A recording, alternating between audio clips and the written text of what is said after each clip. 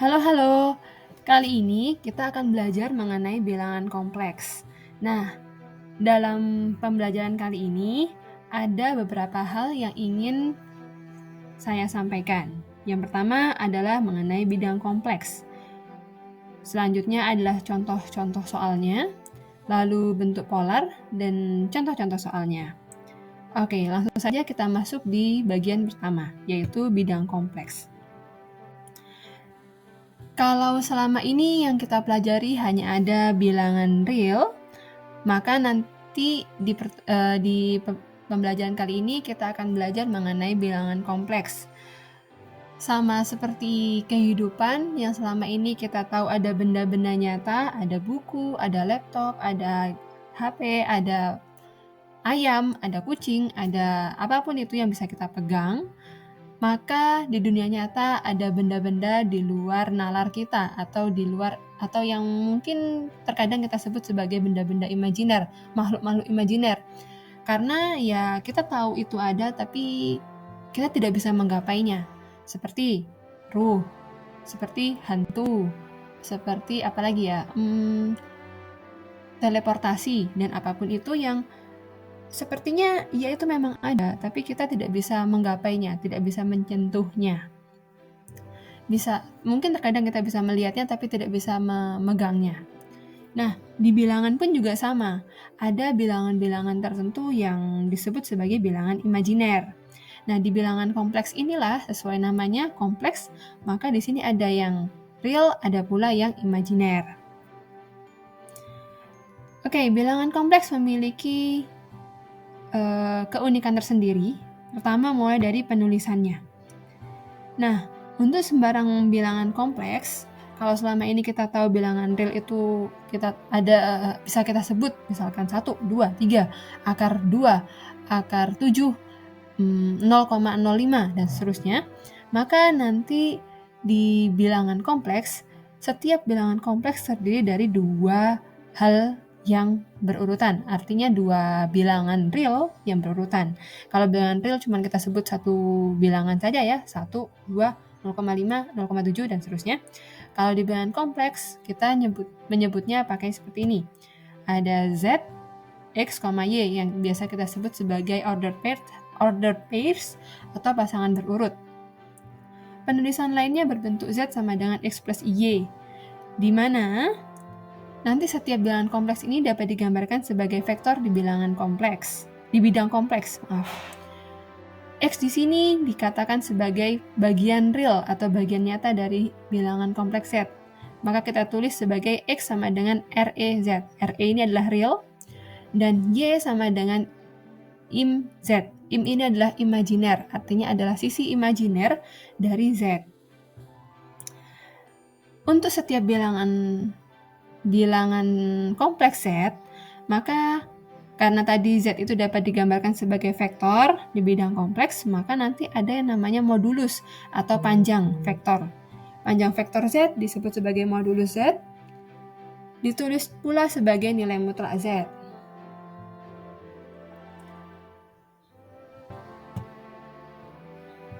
Untuk penggambarannya adalah sebagai berikut.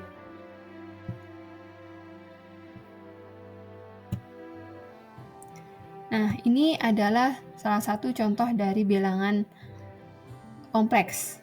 Jadi, untuk bilangan kompleks itu ada sisi atau sumbu realnya, yaitu sumbu X, dan ada sumbu imajiner atau sumbu Y.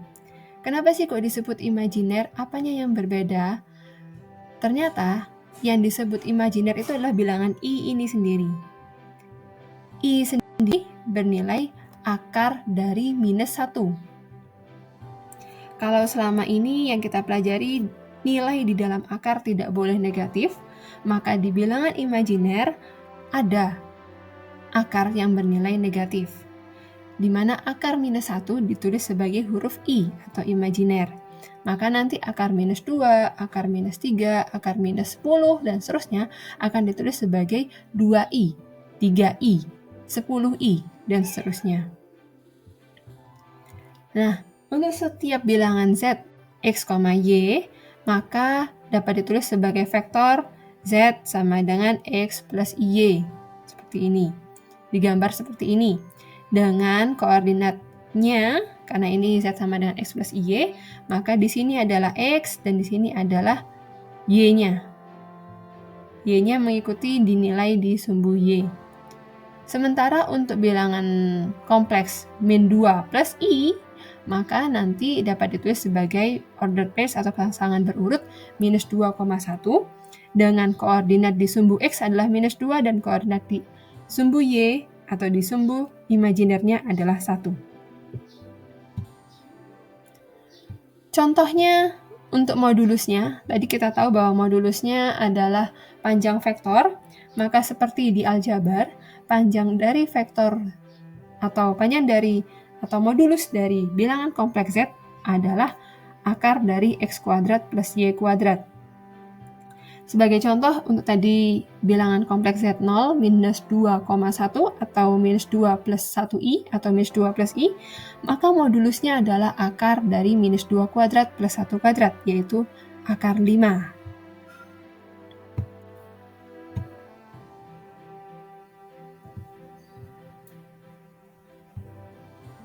Setelah kita membahas tentang penulisan bilangan kompleks, kita akan belajar mengenai operasi bilangan kompleks. Nah, misalkan saya punya bilangan kompleks yang pertama yaitu X1 plus IY1 dan bilangan kompleks kedua yaitu X2 plus IY2. Maka, terdapat beberapa operasi yang bisa saya jabarkan di sini. Yang pertama adalah penjumlahan. Z1 plus Z2 didefinisikan sebagai ini. X-nya nilai realnya dikumpulkan, dijumlahkan tersendiri, ditambah dengan I, dan nilai imajinernya dijadikan 1 juga. Kalau perkaliannya berlaku seperti ini.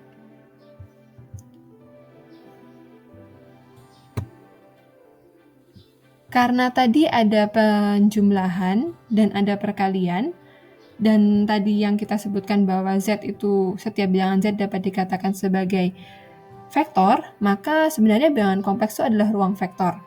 Sesuai dengan sifat-sifat ruang vektor, maka ada elemen identitas terhadap penjumlahan, yaitu 0. Jadi ada bilangan kompleks 0, yaitu 0 plus 0i. Kemudian ada identitas perkalian juga, yaitu 1. Ya, seperti bilangan real, yaitu 1 plus 0i.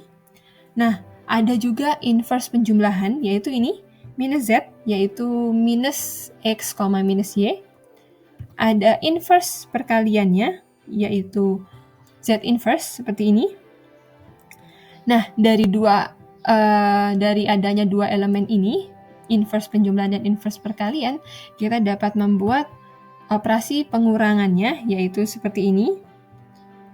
Dan ada pula operasi,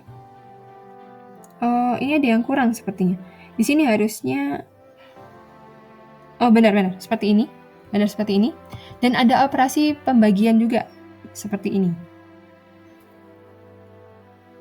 Nah, dari keempat operasi ini, kalau digambar adalah seperti ini.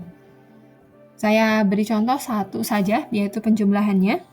Jadi seandainya saya punya Z1-nya adalah 7 plus 2i, dan Z3, saya ambil Z3-nya adalah 1 plus 4i, maka penjumlahannya adalah Z2, yaitu 8 plus 6i. Kalau digambar nanti bisa membentuk jajar genjang, seperti penjumlahan pada vektor biasa.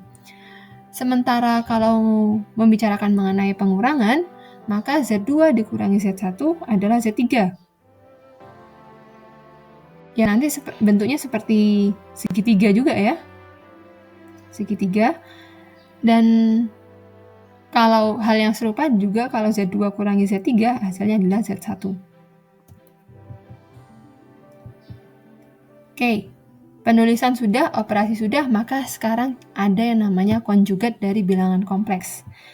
Sebenarnya konjugat dari bilangan kompleks ini seperti pasangannya saja, seperti kamu yang punya atau sedang mencari pasangan lawan jenismu. Nah, bilangan kompleks juga sama. Untuk setiap bilangan kompleks Z, X plus Y, maka nanti ada pasangannya. Ya, namanya pasangan berbeda di plus minusnya ya. Ada saling melengkapi lah. Yang satunya plus, maka yang satunya adalah negatif. Di sini digambarkan dengan panah biru, itu bilangan kompleksnya, maka konjugatnya atau pasangannya adalah yang berwarna hijau.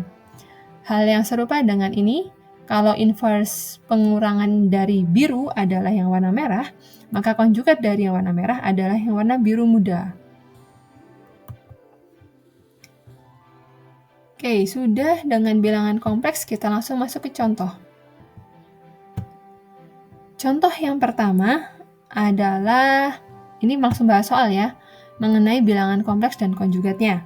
Jadi, tunjukkan bahwa konjugat dari bilangan kompleks 2 plus I kuadrat itu sama dengan 3 minus 4I. Ya, kita tulis saja. Dikuadratkan dulu, lalu dikonjugatkan. Maka hasilnya, oh ternyata terbukti. Nah, untuk contoh yang kedua, misal jika modulus Z atau panjang vektor Z adalah 2, tunjukkan bahwa modulus dari 1/4 akar Z pangkat 4 minus 4Z kuadrat plus 3 kurang dari sama dengan 1/3. Nah, gimana sih caranya? Gini, yang pertama adalah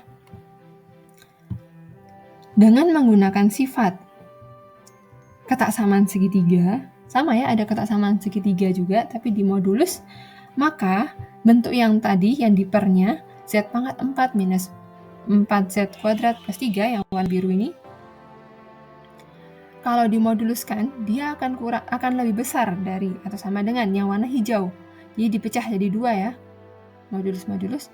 Nah, untuk yang hijau sebelah kanan sendiri, kalau kita pecah lagi, bisa seperti yang warna ungu.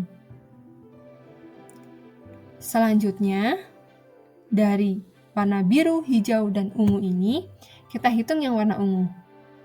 Jadi, yang warna ungu ini, kita pakai sifat dari modulus perkalian ya. Jadi, modulus perkalian itu sama dengan perkalian dari modulus bilangan kompleks. Dari sini, maka didapatkan bahwa modulus dari Z kuadrat itu sama dengan modulus Z dikuadratkan juga. Sehingga, yang ini tadi, yang warna ungu, dipecah menjadi yang warna kuning. Z pangkat 4-nya, modulus Z pangkat 4-nya jadi sama dengan modulus Z dipangkatkan 4, pun dengan modulus Z kuadrat, itu juga dipecah menjadi modulus Z dikuadratkan. 4-nya juga bisa keluar karena 4-nya adalah konstanta saja ya. Nah, tadi kita punya bahwa Z-nya itu, modulus Z adalah 2, dengan segala macam perhitungan ternyata didapatkan itu sama dengan 3. Dari sini kita dapatkan bahwa yang warna biru tadi lebih besar sama dengan 3. Kalau ditukar arah, dibuat seper semua, maka ditemukanlah hasilnya, ya hasil yang diinginkan, yaitu baris paling bawah. Sementara ini dapat jadi yang paling bawah ini menggunakan sifat yang sebelah kanan ini ya. Modulus dari pembagian sama dengan pembagian dari modulus dua bilangan kompleks. Oke, sekarang dari dua contoh ini kita lanjut pembahasannya mengenai bentuk polar dari bilangan kompleks. Kenapa sih kok bisa ada bentuk polar? Ternyata karena kita tahu bahwa bilangan kompleks tadi dapat dibentuk sebagai vektor, maka yang namanya vektor itu memiliki sudut dan panjang. Sudutnya itulah yang nanti akan kita hitung, panjangnya disebut sebagai radius.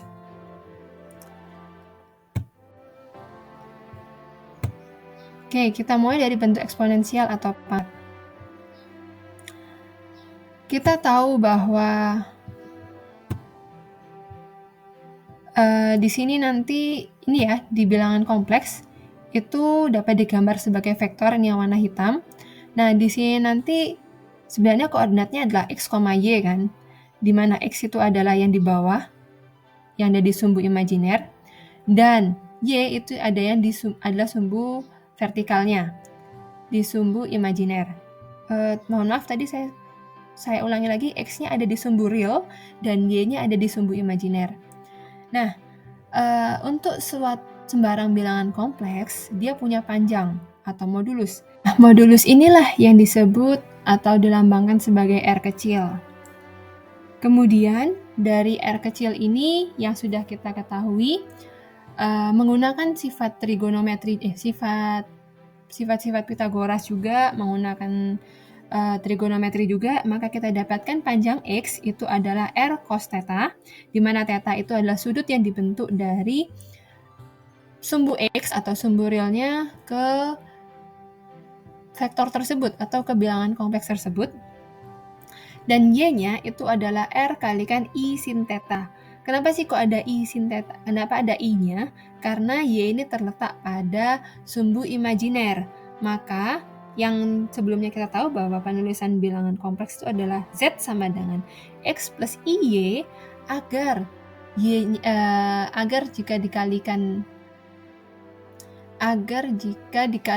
agar bisa menjadi R, maka nanti kita dapatkan Y-nya adalah R sama dengan R kalikan I sin theta.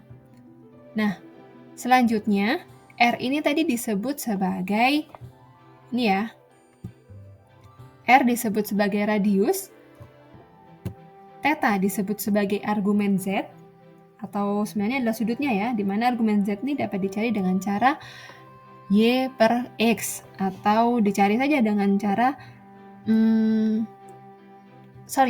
maaf, argumen Z itu dapat dicari menggunakan tangan inverse dari Y per X, atau artan dari Y per X ya.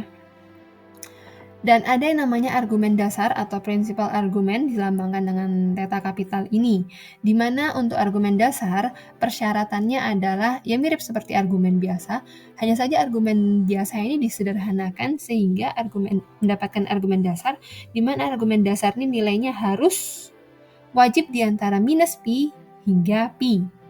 Wajib ya seperti itu. Jadi nggak ada tuh yang namanya argumen dasarnya 5/4 pi. Oh, mohon maaf, yang tidak ada yang namanya 5/4, argumen dasar 5/4 pi. Adanya minus 3/4 pi.